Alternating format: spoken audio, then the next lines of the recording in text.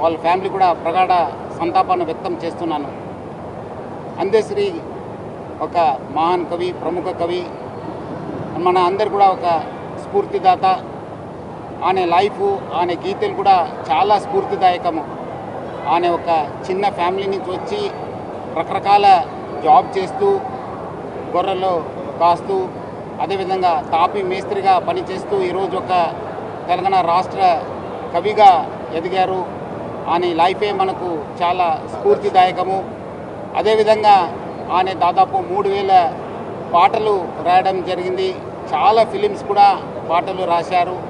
ముఖ్యంగా ఆయన రాసిన పాట మాయమైపోతున్నాడమ్మ మనిషి అనే పాఠము చాలా అంటే చాలా స్ఫూర్తిదాయకము. అందశ్రీ ఈ సమాజాన్ని, ఈ మనిషిను ఎంత లోతుగా విశ్లేషించారు, చాలా రీసెర్చ్ చేసి ఈ పాటను రాసించారు. ఆంధ్ర యూనివర్సిటీ కూడా ఆ పాటని తెలుగు సిలబస్లో ఇంక్లూడ్ చేసినారు. అదేవిధంగా మన ఉద్యమం సమయంలో జయ జయ హే తెలంగాణ అన్న గీతే చాలా ఉద్యమకారులందరూ కూడా ఒక స్ఫూర్తిదాయక గీతము. తర్వాత మన ఆ గీతను మన రాష్ట్ర ప్రభుత్వం కూడా రాష్ట్ర గీతగా మనము ఆచరణ చేయబడింది. లాస్ట్ ఇయరే అది మనము అనౌన్స్ చేయడం జరిగింది. ఆ గీతే ఒక అందరు కూడా ఒక చాలా స్ఫూర్తిదాయకము. సో ఇట్లా అనేక పాటలు స్ఫూర్తిదాయకం ఉన్నాను. ఈరోజు ఆయన ఒక మరణము మొత్తం తెలంగాణ సాహితీ లోకానికి ఒక తీరన లోటు, తెలంగాణ ప్రజానికానికి, తెలంగాణ రాష్ట్రానికి ఒక తీరన లోటు. ఆయన ఫ్యామిలీకు నా తరఫు నుంచి, హైదరాబాద్ సిటీ పోలీస్ తరఫు నుంచి నేను ప్రగాఢ సంతాపం చేస్తూ ఆయన ఒక ఆత్మ కూడా శాంతి కోరుతున్నాను. ఈరోజు తెలంగాణ సమాజం ఒక సహజమైనటువంటి ప్రకృతి కవిని కోల్పోవడం జరిగింది. మేము ఉస్మానియా యూనివర్సిటీ విద్యార్థి లోకంగా మేము చాలా బాధాతప్త హృదయాలతో ఈరోజు తెలంగాణలో ప్రగాఢంగా నివాళులు అర్పిస్తూ ఉన్నాం. మిత్రులారా, అందశ్రీ అంటే ఒక వ్యక్తి కాదు, ఒక శక్తి.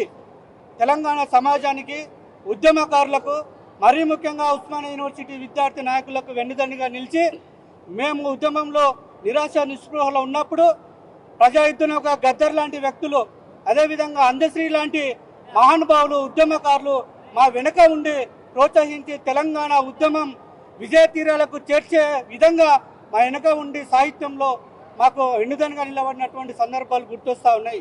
కాబట్టి మిత్రులారా, మేము ఈ సందర్భంగా చెప్పేది ఏంటంటే, ఈ ప్రభుత్వంలో మరీ ముఖ్యంగా ముఖ్యమంత్రి రేవంత్ రెడ్డి గారు ఇప్పుడు వచ్చినటువంటి ఇక్కడ ఈ ప్రభుత్వంలో ఇంకా మిగిలిన ఉన్నటువంటి ఏవైతే సాహిత్యకారులు ఉన్నారో, ఉద్యమకారులు ఉన్నారో, కవులు ఉన్నారో, కళాకారులు ఉన్నారో వాళ్ళందరూ కూడా ఆరోగ్యపరమైనటువంటి సెక్యూరిటీ, ఎక్కడైనా పెద్ద పెద్ద హాస్పిటల్లో కూడా వాళ్ళ ఆరోగ్యం బాగాలేకపోతే ఎనీ టైం ఎప్పుడైనా పోయి చూపించుకునే విధంగా వాళ్ళకి హెల్త్ కార్డులు ఇచ్చే విధంగా ఆలోచన చేయాలని మేము ఉస్మానియా యూనివర్సిటీ జేఏసీ నాయకులుగా విజ్ఞప్తి చేస్తూ ఉన్నాం.